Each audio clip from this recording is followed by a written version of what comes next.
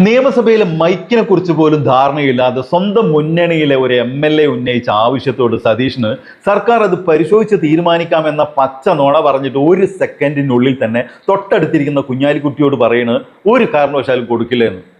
ഇത് നമ്മൾ കണ്ടു. നോക്കൂ, സ്വന്തം മുന്നണിയിലെ ഒരു MLA ഇതാണ് നിലപാടെങ്കിൽ പ്രതിപക്ഷ MLA-മാരുടെ ആവശ്യങ്ങളോട് ഈ സതീഷിന്റെ നിലപാട് എങ്ങനെയായിരിക്കും?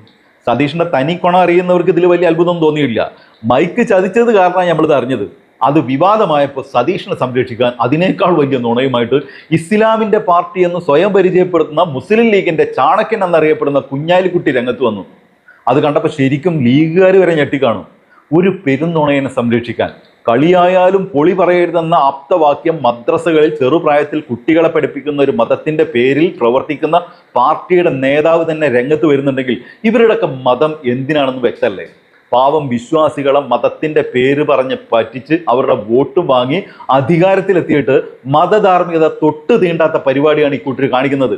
ഈ വിഷയത്തിൽ സതീഷിനേക്കാൾ താല്പര്യപൂർവ്വം സതീഷിനെ സംരക്ഷിക്കാൻ ഇറങ്ങിയ കുഞ്ഞാലിക്കുട്ടിയെ റിപ്പോർട്ടർ ചാനലിലെ മീറ്റ് ദ എഡിറ്റേഴ്സിൽ മാധു ശരിക്കും ബഹിരാകാശത്തേക്ക് അയക്കുന്നുണ്ട്. കൂടാതെ പ്രധാനമന്ത്രി ആവാസ് യോജന പ്രകാരം പാവങ്ങൾക്ക് ലഭിക്കുന്ന വീടുകളിൽ ലോഗോ പതിക്കുന്നതിൽ തെറ്റില്ല എന്നും പറഞ്ഞ് അതിനെ ന്യായീകരിക്കാൻ ഇറങ്ങിയ മന്ത്രി KM ഷാജിക്കും വയറ് നിറച്ചു കൊടുക്കുന്നുണ്ട് മാധു. ഇന്ന് PK കുഞ്ഞാലിക്കുട്ടി നടത്തിയത് അക്ഷരാർത്ഥത്തിൽ ഒരു രക്ഷാപ്രവർത്തനമാണ്. എന്നോട് പറഞ്ഞുകൊണ്ടിരുന്നതിന്റെ ബാക്കി ആ മറുപടി ഒറ്റ വാക്കിൽ പറഞ്ഞതിന് ശേഷം അദ്ദേഹം പറഞ്ഞു എന്നാണല്ലോ PK കുഞ്ഞാലിക്കുട്ടി പറഞ്ഞത്. എന്നിട്ട് അദ്ദേഹത്തോട് എന്താണ് പറഞ്ഞത് എന്ന് ചോദിക്കുമ്പോൾ അദ്ദേഹത്തിന് അതിന് മറുപടിയില്ല. PK കുഞ്ഞാലിക്കുട്ടിക്ക് പറഞ്ഞുകൊണ്ടിരുന്ന നിയമസഭയിൽ ഇത്രയും വിവാദങ്ങൾ ഉണ്ടായ സമയത്ത് സ്വാഭാവികമായും VD സതീശനും അദ്ദേഹവുമായി ആശയവിനിമയം പോലും ഉണ്ടായിട്ടില്ലേ? എന്താണ് പറഞ്ഞുകൊണ്ടിരുന്നത് എന്ന് നിയമസഭയിൽ ഈ ചോദ്യങ്ങൾക്ക് മറുപടി പറയേണ്ടുന്ന സമയത്ത് പറഞ്ഞുകൊണ്ടിരുന്ന ഏറ്റവും പ്രധാനപ്പെട്ട ഒരു കാര്യം PK കുഞ്ഞാലിക്കുട്ടിക്ക് ഓർമ്മയില്ല. അത് നമ്മൾ വിശ്വസിക്കണം. ഇനി കുട്ടനാട് MLA-ക്ക് അദ്ദേഹം മറുപടി നൽകിയതിന് ശേഷം ഇരുന്നിട്ട് അദ്ദേഹം പറയുന്നത് ഒരു കാരണവശാലും കൊടുക്കില്ല എന്നാണ്. PK കുഞ്ഞാലിക്കുട്ടി എന്ന് പറഞ്ഞത് ഒരു കാരണവശാലും നടക്കില്ല എന്നാണ്. കൊടുക്കില്ലയും നടക്കില്ലയും തമ്മിൽ പ്രശ്നമുണ്ട്. ഇനി നടക്കില്ല എന്ന് PK കുഞ്ഞാലിക്കുട്ടിയോട് പറഞ്ഞത് അദ്ദേഹത്തിന്റെ മണ്ഡലവുമായി ബന്ധപ്പെട്ട എന്തെങ്കിലും കാര്യമായിരിക്കുമോ? കുഞ്ഞാലിക്കുട്ടി എന്തെങ്കിലും മുന്നോട്ട് വെച്ചൊരു ആവശ്യത്തിലാണോ? അങ്ങനെയാണോ? അങ്ങനെയാണെങ്കിൽ ഒരു സഖ്യകക്ഷി നേതാവിനോട് പറയേണ്ടത് നടക്കില്ല എന്ന് പറയണമെങ്കിൽ അതൊരു നെഗറ്റീവ് വേർഡല്ലേ? അപ്പൊ സ്വാഭാവികമായും PK കുഞ്ഞാലിക്കുട്ടിയോടാണോ അദ്ദേഹം നടക്കില്ല എന്ന് പറഞ്ഞത്? ഇനി നടക്കില്ല എന്ന് പറഞ്ഞത് പ്രതിപക്ഷത്തിരിക്കുന്ന ആരുടെയെങ്കിലും എന്തെങ്കിലും ഒരു കാര്യമാണോ? അതോ ഇനി ധനബില്ലിൽ ഇത് നടക്കില്ല എന്നാണോ? അങ്ങനെയാണെങ്കിൽ അതുമല്ല. എന്താണ് പറഞ്ഞത് എന്ന് വിശദീകരിക്കാൻ കഴിയാത്ത ഒരു പ്രശ്നത്തിൽ PK കുഞ്ഞാലിക്കുട്ടി ചെന്നുപെട്ടു രക്ഷാപ്രവർത്തനം നടത്തുമ്പോൾ എന്നുള്ളതാണ്. ഒറ്റ കാര്യമേ ഞാൻ പറയുന്നുള്ളൂ, ചന്ദനം ചാരിയാലേ ചന്ദ്രം മണക്കൂ. കുഞ്ഞാലിക്കുട്ടിക്ക് ഇതിന്റെ ആവശ്യമില്ല. കുഞ്ഞാലിക്കുട്ടി പറഞ്ഞതിൽ ഒരു ഘടകവിരുദ്ധത ആരോപിക്കാൻ കഴിയുന്ന ഒരു രാഷ്ട്രീയ പ്രശ്നം സമീപകാലത്തുണ്ടായിട്ടില്ല. അപ്പൊ അദ്ദേഹം എന്തിനാണ് ഈ പറയുന്ന ഈ വലിയ പ്രശ്നമെടുത്ത്, ഈ ക്രെഡിബിലിറ്റി പ്രശ്നമെടുത്ത് ചുമലിൽ വെക്കുന്നതെന്ന് എനിക്കറിയില്ല. കൂട്ടുകൃഷിയാണെങ്കിൽ ശരി സാർ നടക്കട്ടെ എന്ന് എനിക്കതിൽ പറയേണ്ടതുള്ളൂ. പിന്നെ കുഞ്ഞാലിക്കുട്ടി അല്ല ഇത് പറയേണ്ടതെന്നേ. ഇത് പറയേണ്ടത് VD സതീശനാണ് അല്ലേ? ഞാൻ എന്താണ് പറഞ്ഞത് എന്നും അത് ഈ രജിച്ചറിയാൻ ബുദ്ധിമുട്ടായിട്ടുണ്ട് എന്ന് അദ്ദേഹത്തിന് ബോധ്യപ്പെട്ടു. രജിച്ചറിയാൻ എത്ര തവണ പറഞ്ഞു? മാധ്യമങ്ങൾ ചോദിക്കുമ്പോഴൊക്കെ പറഞ്ഞത് എന്റെ വീട്ടിൽ കൊണ്ടുപോകാനല്ല എന്ന് പറഞ്ഞില്ല എന്നേ ഉള്ളൂ. എന്റെ സ്വകാര്യ ആവശ്യത്തിനല്ല എന്ന് പറഞ്ഞാൽ നാടൻ ഭാഷയിൽ എന്റെ വീട്ടിൽ കൊണ്ടുപോകാനല്ല എന്ന് തന്നെയാണ് അതിന്റെ അർത്ഥം. അപ്പൊ ഇതൊരു പൊതുകാര്യമാണ്. അദ്ദേഹം അത് ഉന്നയിക്കാൻ, നിയമസഭയിൽ ഉന്നയിക്കാൻ ബാധ്യസ്ഥനാണ്. അദ്ദേഹത്തിന്റെ മണ്ഡലത്തിലെ ജനങ്ങളുടെ വികാരമാണ്. അത് ഉന്നയിച്ച ഒരു MLA-യോടാണോ ഈ നിലയ്ക്ക് പ്രതികരിച്ചത് എന്ന ചോദ്യത്തിന് മറുപടി ആ MLA തുടരെ അതിൽ എതിരഭിപ്രായം പറഞ്ഞിട്ടും അതിന് മറുപടി പൊതുസമൂഹത്തോട് പറയേണ്ട ഉത്തരവാദിത്തം VD സതീശനില്ലേ? അദ്ദേഹം എന്താണ് പറയാത്തത്?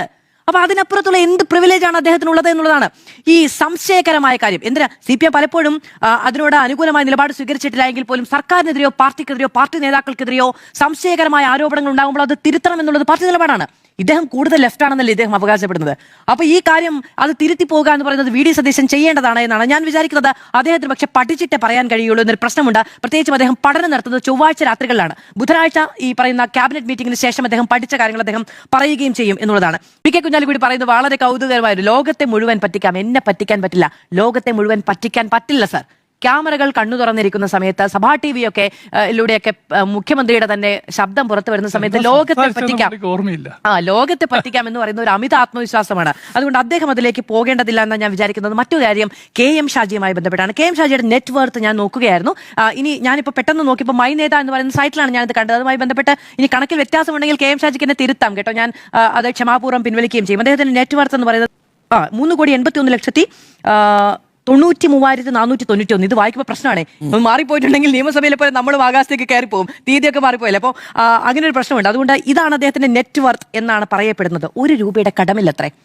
സർ, ലൈഫ് മിഷനിൽ അല്ലെങ്കിൽ ഈ പ്രധാനമന്ത്രിയുടെ ആവാസ് യോജനയുമായി ബന്ധപ്പെട്ടൊക്കെ വീടിന് അപേക്ഷിക്കുന്ന മനുഷ്യർക്ക് ഒരു പക്ഷേ ആയിരങ്ങളുടെ കടമയുണ്ടാകുള്ളൂ, പക്ഷെ അതിന് ലക്ഷങ്ങളുടെ വിലയുണ്ടാകും. അവരുടെ അഭിമാനത്തിന് വില പറയാൻ കഴിയുന്നതായിരിക്കും ഓരോ കൈവായ്പയും എന്നത് നമ്മൾ കണക്ക് കൂട്ടേണ്ടതുണ്ട്. അവൻ്റെ വീടിന് മുന്നിലാണ് അറക്കാൻ പോകുന്ന മാടിൻ്റെ പുറത്ത് കുത്തിവെക്കുന്ന പോലത്തെ ചാപ്പ കുത്തിവെക്കുന്നത്. ഇത് സൗജന്യം കിട്ടിയതാണ് എന്ന് വിളിച്ചു പറയുന്നത്. അവൻ്റെ കുഞ്ഞുങ്ങൾക്ക് സ്കൂളിൽ നിന്നൊരു കൂട്ടുകാരെ വിളിച്ചു കൊണ്ടുവരുമ്പോൾ അതിന് മുന്നിൽ ഈ ചാപ്പയുണ്ടാകും എന്നതൊരു പ്രശ്നമാണ്. വീട്ടിലേക്ക് വിവാഹാലോചനയ്ക്ക് വരുന്ന ആളുകൾക്ക് മുന്നിൽ അവരെ ക്ഷണിക്കാൻ ഈ ചാപ്പയുണ്ടാകും എന്നത് പ്രശ്നമാണ്. അപ്പോൾ ഇല്ലാത്തവൻ്റെ ബുദ്ധിമുട്ടുകൾ, കോടികളുടെ ആസ്തി ഉണ്ടാവുകയും ഒരു രൂപയുടെ കടവും ഇല്ലാത്തവർക്ക് മനസ്സിലാകണമെന്നില്ല. അവിടെയാണ് മുൻ മുഖ്യമന്ത്രി പിണറായി വിജയൻ പറഞ്ഞത് അവരുടെ വീടാണ്. അവകാശമാണല്ലോ, ഔദാര്യമല്ല, ഇത് അവരുടെ വീടാണ്. ഞാൻ വളരെ ഇതിന് മുൻപ് ഇത്തരത്തിൽ എഴുതി വെക്കുന്ന ഒരു രീതി ഉണ്ടായിരുന്നു എന്ന് തോന്നുന്നു. ഞാൻ ഒരിക്കൽ ഒരു വീടിന് മുന്നിൽ അങ്ങനെ എന്തോ കണ്ടതുപോലെ ഒരു ഓർമ്മയിൽ ഞാൻ വ്യക്തിപരമായി ചില നേതാക്കളോട് പറഞ്ഞിട്ടുണ്ട് അത് പിൻവലിക്കേണ്ടതാണ് എന്നത്. അതൊരു അഭിമാന പ്രശ്നമാണ് എന്നത്. അപ്പോൾ പിന്നീട് അത് ഉണ്ടാകുന്നില്ല, പിന്നീട് അത് കാഴ്ചയിലേക്ക് വരുന്നില്ല. നമുക്കൊരു സന്തോഷം നൽകുന്ന ഒരു കാര്യമല്ലേ? നമ്മൾ എത്ര പേരെ അങ്ങനെ കണ്ടിരിക്കുന്നു. ഇപ്പോൾ അങ്ങനെയുള്ള അഭിമാന പ്രശ്നങ്ങളെ കണക്കിലെടുക്കാൻ കഴിയുന്നത് കൂടി ചേരുന്നതാണ് പൊതുപ്രവർത്തനം എന്ന് വിചാരിക്കുന്നു. അപ്പോൾ അതിലൊരു ഫോട്ടോ പതിക്കുന്നതല്ലേ അതിന്റെ പേരിൽ പണം വേണ്ടതില്ല എന്ന് തോന്നുകയാണ് എങ്കിൽ ദാനം കിട്ടുന്ന പശുവിന്റെ പല്ലെണ്ണി നോക്കേണ്ടതില്ല എന്ന് പറയുമല്ലോ. ആ അവസ്ഥ സാധാരണക്കാർക്ക് വോട്ട് ചെയ്തവൻ ഉണ്ടാക്കേണ്ടതില്ല എന്നൊരു മിനിമം അവന്റെ അഭിമാനബോധത്തോട് ചേർന്ന് നിൽക്കുന്ന തരത്തിൽ മനുഷ്യത്വമൊക്കെ പ്രകടിപ്പിക്കാം എന്നുകൂടി പറഞ്ഞു വേണം എന്ന് തോന്നുന്നു. കോളനി എന്നൊരു വാക്കുണ്ടായിരുന്നു, അത് എത്രത്തോളം മനുഷ്യത്വ വിരുദ്ധമായി ഉപയോഗിക്കപ്പെട്ടു എന്നുള്ളത്. എനിക്കിപ്പോൾ ഇവിടെ നിന്ന് കോളനി എന്നൊരു വാക്കുണ്ടായിരുന്നു എന്ന് പറയാൻ കഴിയുന്നത് അഭിമാനത്തിൽ നിന്നാണ്, അല്ലെ? അപ്പൊ കഴിഞ്ഞ ദിവസം നമ്മുടെ ഇവിടെ HMT കോളനി എന്നൊരു പ്രയോഗമുണ്ട്. അത് നമ്മുടെ ഗൂഗിൾ മാപ്പിൽ HMT കോളനി എന്ന് തന്നെയാണ്. അപ്പോൾ ഞാൻ ഇവിടെ ഒരു ഭക്ഷണം കഴിക്കാൻ പോയപ്പോൾ അതിൽ ഭർത്താവാണ് ടാഗ് ചെയ്തത്. അതിനുശേഷം ഇവിടുന്ന് ഒരു കോൺഗ്രസ് നേതാവ് എനിക്ക് മെസ്സേജ് അയച്ചു, അങ്ങനെയല്ല അത് പറയേണ്ടത് എന്ന്, നമ്മളത് തിരുത്തിയതാണ് എന്ന്. പക്ഷെ ഇത് വേറെ കോളനി അങ്ങനെയാണ്. പക്ഷെ അപ്പോഴും അത് ചൂണ്ടിക്കാണിക്കാൻ മനുഷ്യരുണ്ടാകുന്നു എന്നുള്ളതാണ്. അത് ഉന്നതി എന്ന് മാറ്റും. ഇനിയിപ്പോൾ കാലം മാറുമ്പോൾ അതൊരു പക്ഷെ മാറുമായിരിക്കും. ഹരിജൻ എന്ന് മഹാത്മാഗാന്ധി വിളിച്ചത് വലിയ അഭിമാന ബോധത്തോടു കൂടിയാണ്. അത് പിന്നീട് അങ്ങനെ അത് എങ്ങനെയാണ് ഇങ്ങനെ ഓരോ ചാർത്തുകളും ബുദ്ധിമുട്ടുകൾ ഉണ്ടാക്കുന്നുണ്ട്. കാരണം അത് ഇല്ലായ്മകളെ വല്ലായ്മകളെയൊക്കെ ചൂണ്ടിക്കാണിക്കാൻ വേണ്ടി ഉപയോഗപ്പെടുത്തുന്ന ശീലമുള്ള ദുഷിച്ച മനുഷ്യരുടേത് കൂടിയാണ് നമ്മുടെ ലോകമെന്ന് തിരിച്ചറിയുമ്പോൾ മനുഷ്യരുടെ അഭിമാനത്തോടു കൂടി ചേർന്ന് നിൽക്കുകയും അവരെ കണക്കിലെടുക്കുകയും നിസ്സാരമല്ലെന്ന് തള്ളിക്കളയാതിരിക്കുന്നതും നല്ലതാണ് എന്ന് തോന്നുന്നു. മറ്റൊരു വീഡിയോ ആയിട്ട് വരുന്നവരെല്ലാവർക്കും ഗുഡ് ബൈ.